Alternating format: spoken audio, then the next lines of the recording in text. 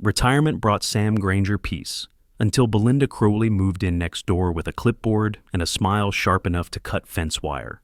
The morning air still held a touch of spring, cool and crisp, and the scent of freshly cut grass lingered along Oak Ridge Lane. Birds called from the maple trees that lined the sidewalk, and a breeze stirred the wind chimes on Sam Granger's porch. Inside his garage, an old AM radio buzzed to life with the familiar crackle of a talk show just getting started. Sam, in a flannel shirt and faded jeans, adjusted his reading glasses and wiped dust from a wooden plaque mounted above the workbench. Granger Tool Shed, established, 1982, it read. His father had carved it by hand the year they built the garage together. Sam smiled faintly, running his fingers along the grooves of the lettering. This space had been many things: a tool haven, a quiet refuge, a reminder of a simpler time. He didn't yet know it would become something else entirely. He reached for a dull pair of hedge clippers and set to sharpening the blades, the rhythmic scraping a kind of meditation. The garage, with its wide windows and clean concrete floor, was his sanctuary. Everything had its place: wrenches lined up by size, old screw jars labeled in his careful handwriting, even a stool tucked neatly under the bench for when his knees decided they'd had enough. Sam had never thought much about the HOA, except when they mailed out newsletters with reminders about grass length and garbage bins. Tom Nichols, the HOA president, was fair and neighborly, retired like Sam, with a fondness for baseball and lemon squares from the town bakery. They waved across driveways and talked weather by the mailbox. Things worked smoothly until Belinda Crowley arrived. He met her on a Thursday morning when she walked up the driveway, clipboard in hand and heels clicking on the concrete like a metronome. Her blonde bob was razor straight, and her linen blouse looked like it had never known a wrinkle. "Good morning, Mr. Granger. I'm Belinda. Just moved in next door. Secretary of the HOA now," she announced without being asked. "Thought I'd come introduce myself. I like to be proactive about community relationships." Sam extended a calloused hand. "Nice to meet you. Welcome to Elmbrook." Belinda glanced at the garage.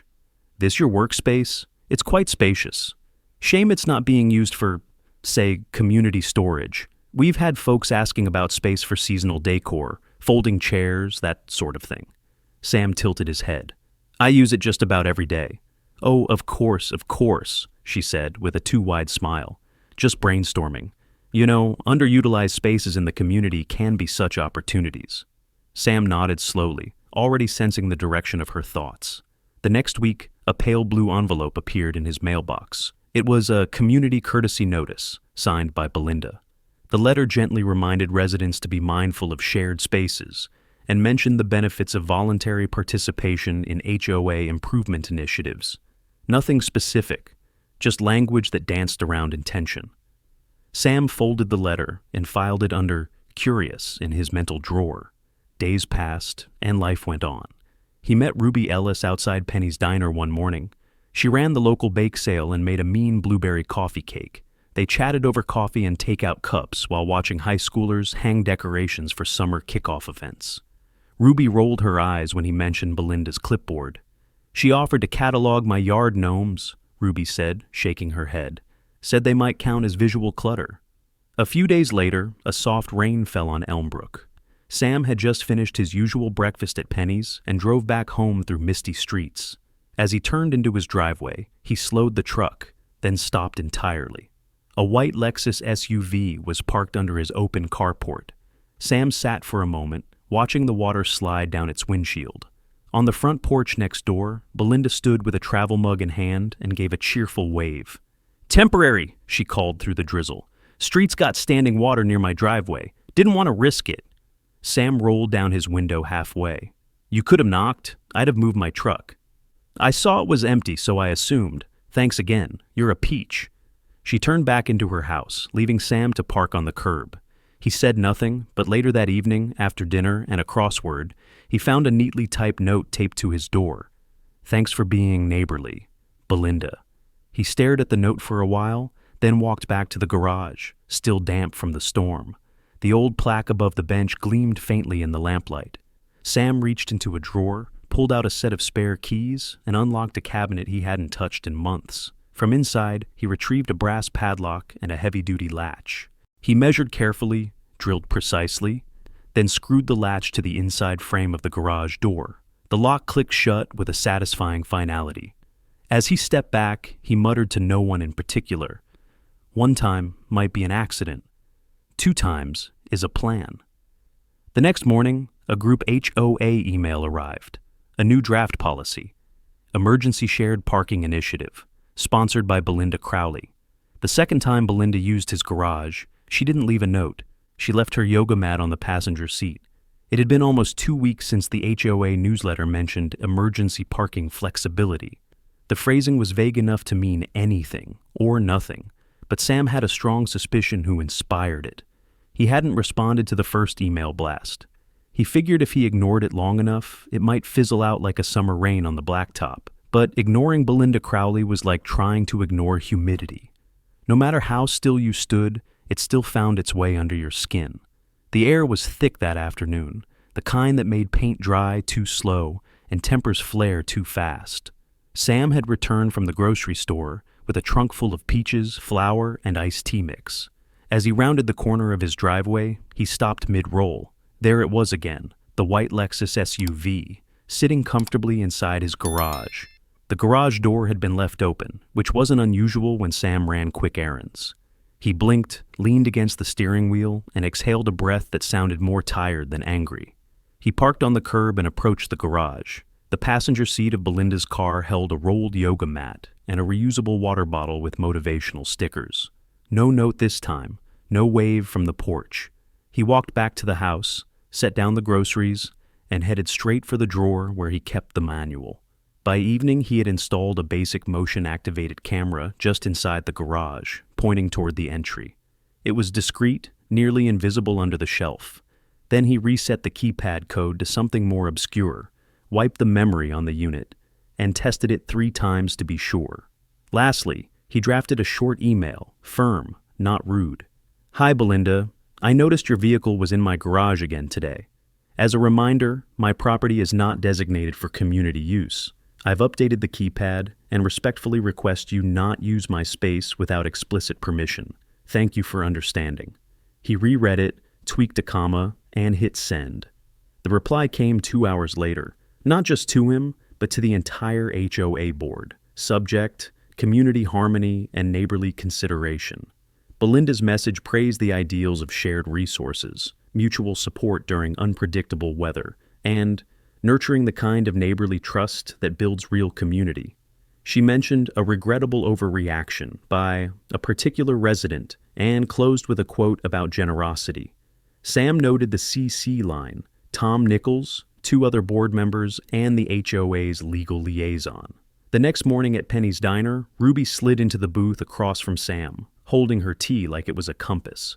She used your garage again? Sam nodded, stirring his coffee slowly.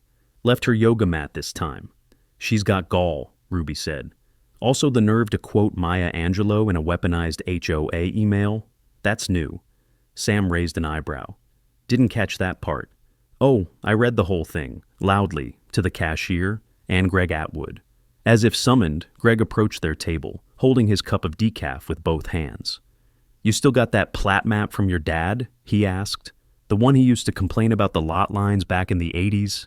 Sam's brow furrowed. Somewhere in the attic, I think. Why? Greg pulled out a paper napkin and started sketching.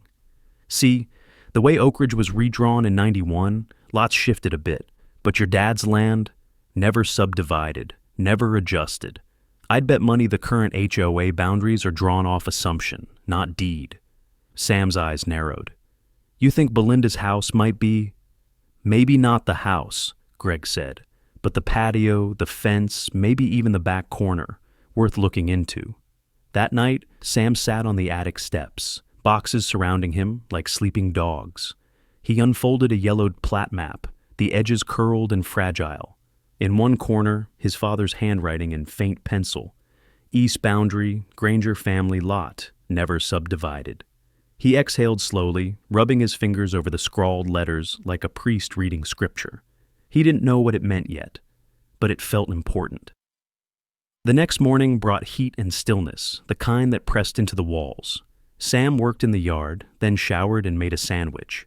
When he walked out to the garage to grab a drill bit, He paused mid-step.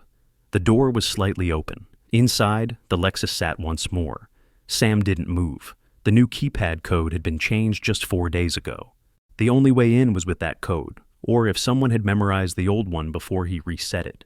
He glanced around, then stepped inside and checked the camera footage. Sure enough, 2 hours earlier, Belinda had walked up, typed with familiarity, and let herself in. No hesitation, no text, no explanation. Sam stared at the screen. Her expression was casual, almost smug. She looked left, then right, and backed her car in like she owned the place. He sat in his armchair later that night, watching the ceiling fan turn lazy circles, thinking back to Greg's napkin sketch, to the penciled boundary on the old map, and to the silence that followed Belinda's latest intrusion. He stood, went to the attic, and began pulling old documents from a weathered storage box. Land tax receipts, survey maps, letters from his father. The past had been quiet too long. Sam drew a chalk line at the edge of his driveway. The next morning, Belinda's tires rested right on top of it. The white mark, freshly drawn in the morning light, had been an experiment, just a simple line along the edge of Sam Granger's property. No words, no confrontation. It wasn't there to stop anyone. It was there to see if she noticed. Judging by the rubber smudges overlapping it, she had. And she parked anyway. The heat that day came early, dry and sharp. Even the birds seemed to chirp with less enthusiasm. Sam let the morning slide by in quiet thought, then drove to Penny's Diner just before lunch. Greg Atwood was already at their usual booth near the back window, a rolled-up map beside his iced coffee. "I brought the plat," Greg said, sliding the paper across the table. "Early 70s copy. Your dad's handwriting's all over it." Sam unfolded the document with care, smoothing out the corners. The map showed lots as they were first drawn, long before the HOA had been incorporated. Greg tapped the boundary line with a pen. "Your lot ends farther east than current fences suggest. And if I'm reading this right, Crowley's fence, patio, and that lovely flower bed of hers, all on your land?" Sam leaned back slowly. "You sure?" "I'll be more sure after we walk it," Greg said. "But yeah, I'd bet her house is nudging over the line." They met that afternoon at Sam's property. Greg carried a battered canvas bag full of flags and stakes. The sun beat down as they traced the fence line, cross-referencing with the plat. Sam carried a water bottle and the same quiet determination he used to have on exam days, back when he taught shop class. By the time they reached the far end of the property, Sam was sweating through his shirt. Greg knelt to push a flag into the soil. "This here's your boundary," he said. "According to this, Belinda's fence is 3 feet over. Her back patio? 5. Sam looked out across the lawn, dry and trimmed. The HOA landscaping company had always done meticulous work. Maybe too meticulous if they were unknowingly trimming his grass. Back inside, Sam pulled out the old box of documents from his attic again and added the new survey map to the growing stack. He flipped through tax receipts and building permits, all in his father's name. He remembered helping pour the concrete slab behind the garage in '85, remembered holding the measuring tape while his dad barked numbers and double-checked the boundary. He sat at the kitchen table and stared at a yellowed letterhead from the county land office. That night, he picked up the phone and called Eleanor Page. "Eleanor," he said when she picked up, "it's Sam Granger." "Mr. Granger?" Her voice lit with familiarity. "It's been ages. Still fixing up the old place?" "You could say that," he replied. "I've got a bit of a situation." She came by the next afternoon, hair pulled back, briefcase in hand. A sharpness in her eyes belied the gentle tone in her voice. "This is your deed?" she asked, flipping through the documents. "Looks clean, and these plats show continuous ownership, no subdivision recorded?" "Correct. My dad never sold a square inch." Eleanor looked up at him. "Sam, not only can you stop her from parking, you can force her to move the house." Sam blinked. "You're serious?" "I am," she said. "Now, that doesn't mean we should aim to bulldoze her lawn, but it means we hold the legal cards. If you want, we can file for revocation of encroachment rights and initiate a boundary enforcement notice." Sam sat back in his chair. "How long would it take?" "Depends how she reacts, but the county won't side with her, not with this kind of paper trail." Eleanor pulled a folder from her briefcase and began filling out forms. The kitchen was quiet except for the soft scrape of pen on paper and the occasional whistle from the kettle on the stove. Sam's hands rested on the table, steady now, a calm settling over him that came not from anger, but resolve. Eleanor slid the folder across the table. "Let her park there one last time," she said, smiling. Belinda called the emergency HOA meeting to shame Sam, but Sam brought his lawyer and something better: proof. The Elmbrook Community Hall was never designed for tension. It usually held bake sales, quilting clubs, and once a particularly spirited bingo night. But on July 1st, early evening, the air inside was still and expectant. Folding chairs lined up in rows, all filled now, creaked softly as neighbors shifted in their seats. A pitcher of lemonade sweated on a plastic table in the corner. Fans buzzed in the background, not quite pushing the summer heat away. Sam Granger entered without fanfare. He wore his usual pressed jeans, checkered shirt, and carried nothing but a manila folder. Behind him walked Eleanor Page, calm, confident, and professional in slacks and a cream blouse. Her briefcase clicked gently with each step. Belinda Crowley stood at the front of the room, all ready, hands folded over a printed agenda. She wore her usual white blazer, and her smile flickered when she saw Sam and Eleanor take seats in the second row. Tom Nichols, seated beside her at the folding table marked HOA board, tapped the microphone to signal quiet. The murmurs died down. Belinda stood and cleared her throat. "Thank you, neighbors," she began. "I've called this emergency session to address a growing concern regarding cooperation and shared values in our community." She glanced toward Sam, but kept her tone saccharine. "Certain residents have demonstrated a troubling unwillingness to contribute to the communal spirit we pride ourselves on in Elmbrook." Ruby Ellis whispered something to Greg Atwood in the row behind Sam. Greg frowned. Belinda continued, "We all understand that in times of inclement weather or unusual circumstances, it is common courtesy to assist one another. Unfortunately, rather than support such kindness, one of our residents has instead resorted to threats, locks, and even surveillance." A few heads turned. Sam stayed still. "I'd like to propose a formal policy," Belinda said, raising a printed page, "that encourages shared usage of underutilized private spaces during HOA-approved emergencies." She smiled again, wide and rehearsed. Before she could sit, Eleanor stood. "Mr. Nichols," she said politely, addressing the board president, "may I respond on behalf of my client?" Tom looked between the two women and nodded. "You may." Eleanor stepped forward and opened her folder. "My name is Eleanor Page, and I represent Mr. Samuel Granger. I'd like to clarify a few legal points regarding the ongoing dispute." She placed copies of documents on the front table. "First, I present the original plat map and deed for Mr. Granger's property, showing continuous ownership of the lot since its designation prior to the formation of this HOA. Belinda shifted in her seat. "Second," Eleanor continued, holding up a printed still frame, "here is a security camera image of Mrs. Crowley entering Mr. Granger's garage without permission. The garage, I remind you, is not common property, nor was any consent given." Gasps rippled through the room. Sam stood and handed a single page to Tom Nichols. "This is a formal notice of revocation, effective immediately, regarding all unauthorized use and encroachment on my property." Tom read the page slowly. His eyes widened. Ruby stood. "I'd like to add something. Belinda once warned me about having too many lawn gnomes, said they were inconsistent with the aesthetic values of the block, then sent me a written notice." Laughter broke out across the room. Even Greg chuckled. Tom raised a hand. "Let's maintain decorum, please." Eleanor raised her voice just enough to be heard clearly. "The Crowley residence currently occupies over 4 feet of land belonging to Mr. Granger. He has the right to issue removal proceedings." A hush fell over the room. Belinda's lips parted, but no words came. Eleanor stepped back, her expression unchanged. Tom looked down at the folder in his hands, then slowly toward Belinda. "Is this accurate?" Belinda's voice was thin. "There must be a mistake." Eleanor didn't flinch. "We've already confirmed it with a registered surveyor." In the silence that followed, Sam turned slightly toward Belinda. "I've already filed the notice with the county registrar." He looked directly at her. "You have 30 days." The orange survey flags fluttered in the breeze like tiny warnings, and Belinda pretended not to see them. They dotted the grass line like exclamation points, small, bright, and deliberate.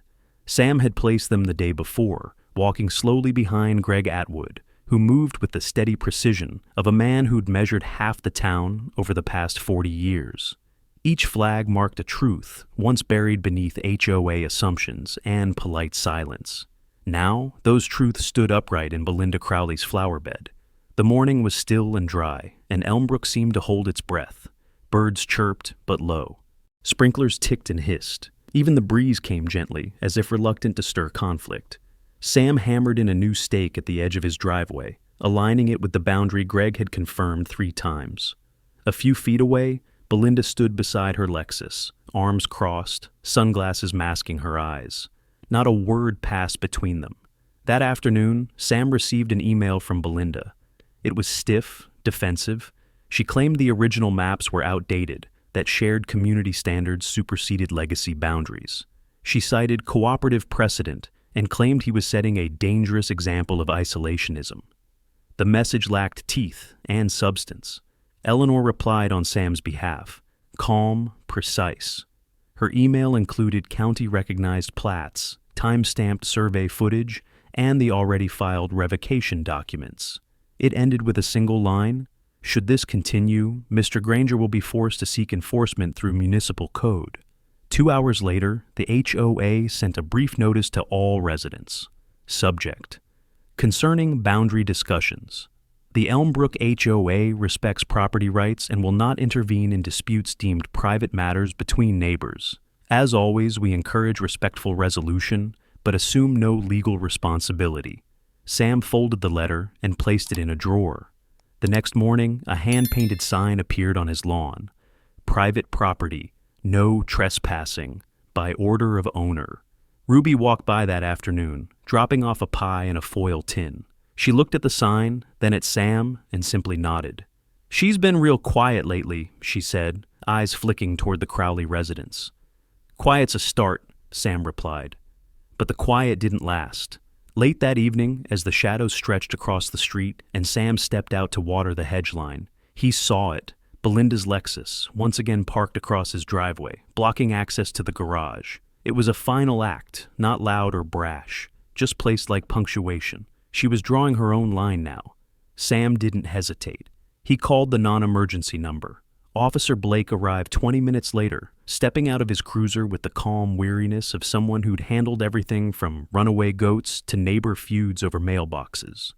"She's blocking your garage?" Blake asked, flipping open a small notepad. "Third time," Sam said, motioning toward the car. "I've filed everything. HOA stepped back. The land's mine. She's been notified." Blake walked the driveway, examined the placement, then nodded. "You've done everything by the book. She's trespassing." Belinda emerged only when Blake rang her doorbell twice. She stepped onto the porch in a robe, mouth set tight. "You're treating me like a criminal," she said, voice low. "No, ma'am," Blake replied evenly. "But this vehicle needs to be moved, and you'll need to sign this acknowledgement. Mr. Granger has followed every legal step." Belinda said nothing. Her hands shook slightly as she signed the form. She didn't make eye contact. Back on his porch, Sam watched as the Lexus reversed slowly, then turned and disappeared around the corner. For the first time in days, the driveway stood clear. The survey flags remained in place, unmoved. Later that week, Eleanor forwarded an internal HOA memo. The board had opened an inquiry into Belinda's conduct and was considering a vote to remove her from her role as secretary. That evening, Sam made a pot of tea, pulled out his father's old tool catalog, and sat in the garage with the doors wide open. The air smelled of cut grass and warm pine. The orange flags no longer looked like warnings. They looked like peace. Across the street, the Crowley house sat in unusual silence. That evening, Belinda's porch light stayed off for the first time since she'd moved in. Sam opened his garage doors wide, for the first time in weeks, not out of defense, but because he could. The morning was soft, touched with dew, and the scent of freshly cut grass. A quiet breeze rolled through Elmbrook, gentle as a sigh, rustling the hydrangeas along the fences and lifting the edge of the newspaper on Sam Granger's porch. Across the street, a moving truck idled in front of the Crowley house. A pair of young men carried boxes to the curb. Belinda was nowhere in sight. He stood in his driveway, coffee cup in hand, watching without watching. There were no goodbyes, no farewell waves or awkward apologies, just the low groan of shifting furniture and the distant squeak of dollies rolling down the walkway. Sam didn't smile, but he didn't scowl either. He simply let the moment pass. Ruby Ellis arrived an hour later, carrying a foil-covered pie tin and a card with a ribbon stuck to the envelope. "It's peach," she said, handing it over. "Picked the fruit myself. The card's from a few of us on the block. Nothing fancy, just a little thank you for standing your ground." Sam accepted it with a nod. "Appreciate it, Ruby. For everything. You brought some peace back to the street," she said. "Funny how the quiet feels different now. Not like something's waiting to happen, just quiet." Later that afternoon, Tom Nichols stopped by. He looked more relaxed than Sam had seen him in months. "Board voted me in as interim chair," Tom said, rubbing the back of his neck. "We're restructuring a few things. Less rules, more neighborliness." "Sounds like the Elmbrook I remember," Sam said. "We'd like you to serve as a community advisor," Tom added, half smiling. "Nothing formal, just someone with a good head and a long memory." Sam looked out toward the street, at the orange survey flags now removed, the trimmed grass neatly blending at the borders. "Appreciate the offer, Tom, but I think I've done my bit for now." He spent the late afternoon on small but meaningful tasks. The security camera came down from its perch above the garage door. The "No Trespassing" sign was unscrewed from its post and set gently aside. From a dusty corner of the garage, he retrieved the old wooden plaque that read, "Granger Tool Shed, established Bindoku's Use Sexon Iki." He polished it with a cloth, ran a thumb across the carved letters, and hung it back where it belonged. By evening, Sam sat in his folding chair beneath the oak tree, a fresh cup of coffee in his hand, radio playing softly on the table beside him. Somewhere down the block, a child laughed. A dog barked once, then quieted. The sound of the moving truck faded into the distance, swallowed by the hush of the neighborhood settling into itself. The porch light at the Crowley house stayed dark. No more clipboards, no more policy drafts, no more Lexus in the driveway. Just the house itself, plain and silent, waiting for someone new. Sam leaned back, legs stretched out in the cool grass, the setting sun casting long shadows across the lawn. He took a slow sip, eyes fixed on the horizon. As the sun set behind the Rockies, Sam smiled and said aloud, "This land remembers who it belongs to." On a quiet street in Elmbrook, peace returned not with fanfare, but with the soft creak of an old garage door opening once again. Sam Granger didn't win with noise or fury. He stood his ground with patience, proof, and quiet dignity. Sometimes the strongest fences are built not of wood or wire, but of resolve and memory. A man who knows where his line is drawn rarely needs to raise his voice. As the sun sets behind your own backyard, may you remember, land can be claimed, but respect must be earned and defended.